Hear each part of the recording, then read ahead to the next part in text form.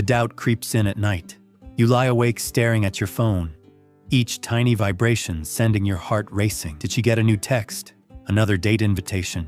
Every ping feels like fate. It feels like a test. If you fail, you lose her. But what if you refuse the test entirely? Detachment from outcome. I remember a winter night sitting alone in my car outside a bar, texting a woman I barely knew. I had convinced myself I needed her approval to feel whole. I saw the blue ticks on my messages, watched the clock tick 10, 20, 30 minutes without a response. Panic settled in. Why does a half-empty mailbox have this kind of power over me? The truth I learned that night was simple and brutally honest. I have no control over what she does.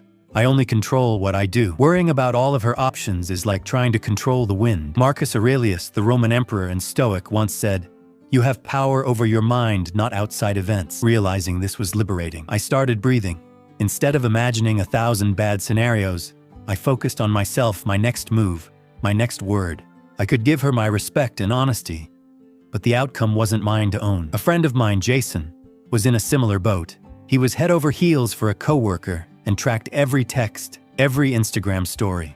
I told him, stop asking her permission to exist. Instead of waiting by the phone, Jason focused on his life. He finished a project he'd shelved, started training for a half marathon, and even launched a small side business.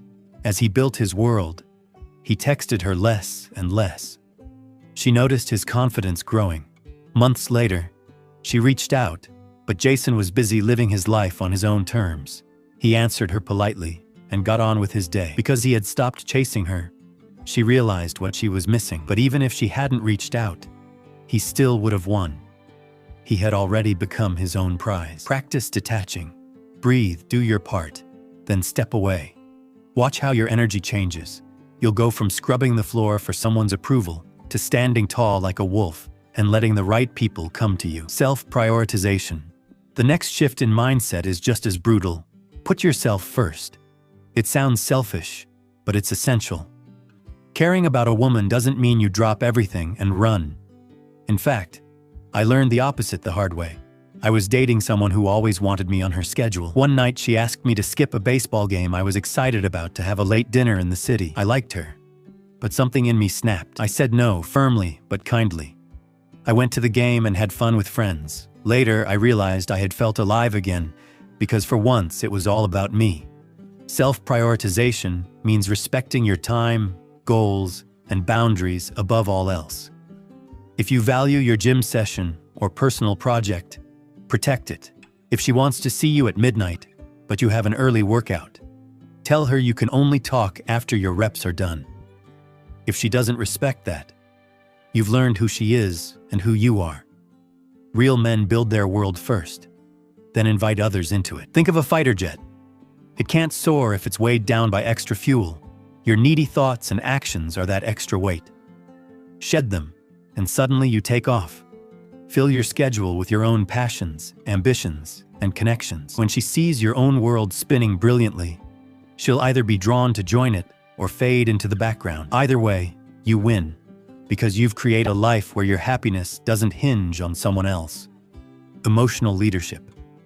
Detachment and self-prioritization are powerful, but one more shift takes you to the next level: mastering your emotions. This is what it means to be an emotional leader, not being tossed by every text or reaction, but holding your ground. Emotional leadership means being the calm in the storm, the rock that others can lean on. Recall a time you stayed calm while everyone around you panicked, maybe during a sudden storm or a surprise deadline. You didn't have every answer, but you met panic with calm. That's emotional leadership. In relationships, instead of spiraling into jealousy or anger when you see her with someone else, you pause. You tell yourself, I control my reaction, and I choose strength. Panic solves nothing. Calm actually moves you forward. When I was younger, I remember getting caught in my own panic and how useless it felt. Now I pause instead. Emotional leadership isn't about being cold. It's empathy balanced with strength. Notice if she's upset. You listen, you hold space, you respond thoughtfully. You don't explode or retreat in fear. Every time you choose composure over chaos, you lead by example. A wise man said, "You have power over your mind, not outside events." By mastering your mind and feelings, You teach her and yourself that everything is under control. Being emotionally grounded makes you reliable. She learns that if she needs support, you'll be there. If she needs space, you'll give it with understanding. She feels safe with you. Imagine a lighthouse. No matter how stormy the sea, it stands firm, guiding ships. Become that lighthouse. Women and people are drawn to stability. An anxious man is like a compass spinning. A confident man is steady, and that steadiness is magnetic. Cultivate your magnetic presence. All these shifts feed into your presence. But what is magnetic presence? It's the quiet confidence that draws people in. It's walking into a room and owning your space without a word. You build it by living your values out loud. If you value discipline, let your posture and punctuality show it. If you value growth, talk about lessons you're learning. I remember when I first started martial arts, I was timid. Sure, I didn't belong. But every time I stepped onto the mat, I acted as if I was meant to be there. I stood tall, listened more than I spoke, and focused on improving, not proving. Slowly, others treated me differently. They respected my presence because my energy changed.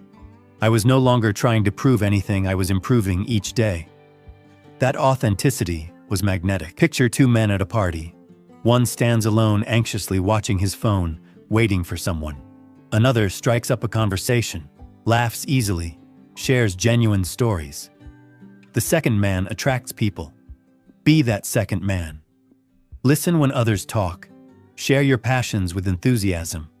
And don't hesitate to start a fun moment dance, joke, or introduce everyone. This isn't about acting crazy. It's about genuine confidence. When you live so fully that you're not waiting on anyone's permission, you stand out effortlessly. When you live an abundant life, you become like a lighthouse again, steady, bright, and unmissable. You're not showing off. You're simply living your truth, and the right people will notice. Become the man she can't ignore. Decide now to become the man who doesn't worry about her options because you are the option. Every morning, remind yourself who you're becoming before you check that phone. Fill your life with mission, passion, and purpose until thoughts of her options barely register. There will be slip-ups. You might feel old fears tug when your phone buzzes. That's human. Catch yourself, correct course, and keep building. Each time you choose confidence over doubt, your inner voice grows stronger. Being the option isn't about making others small. It's about making yourself unignorable. It's a quiet rebellion against neediness. The real power comes when you stop chasing and start claiming your own path. Stop worrying about her options and start living like someone who can't be replaced. You'll attract not just the woman you want, but a stronger sense of yourself.